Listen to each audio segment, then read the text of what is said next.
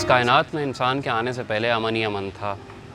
मुख्तलिफ़ जानवर थे, परिंदे थे, पौधे थे, सब आपस में इकोसिस्टम के तहत जो थे वो बस गाते थे और हवाओं में झूमते थे, सब काम सही चल रहा था। फिर ये हुआ कि जब इंसान आया तो उसने एक तरफ जानवरों को शिकार किया, दूसरी तरफ दरख्तों से फल उतारे, उधर से फूलों को तोड़ा। उसके बाद फिर ये होगा पूरा इकोसिस्टम डिस्टर्ब हो गया।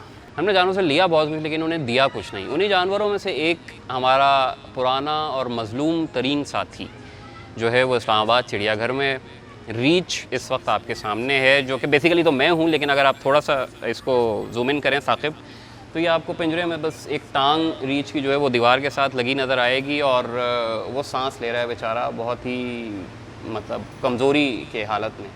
अब इस वक्त सूरत हाल ये कि मैं इसको एग्जैजरेट नहीं करूँगा, कूलर लगा हुआ है, पिंजरा ठंडा है, खुराक शायद ये इसको देते हों, लेकिन ये जो एटमॉस्फेयर है ये इस रीच के रहने के लिए मुनासिब नहीं है। इसको मज़ीद कुछ ठंडा माहौल चाहिए, इसको खुराक में तब्दीली चाहिए, इसको मज़ीद सफाई पिंजरे में ज़रूरत है।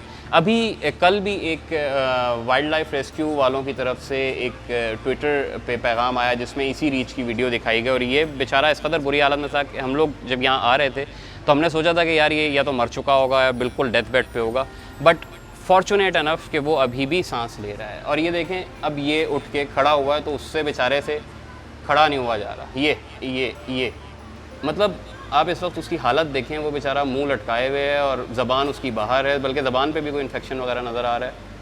चला उससे नहीं जा रहा, वो चलता है तो गरीब फिसलता है।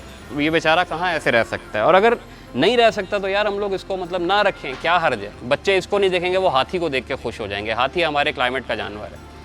बच्चे किसी और 36 शुतुरमुर्ग है यहाँ पे यार, उसको देख के खुश हो जाएंगे। जो जानवर हमारे यहाँ रह सकते हैं उसको रख लो बाबा, जो नहीं रह सकता उसकी तस्वीरें लगा दो, कभी रीच होता था।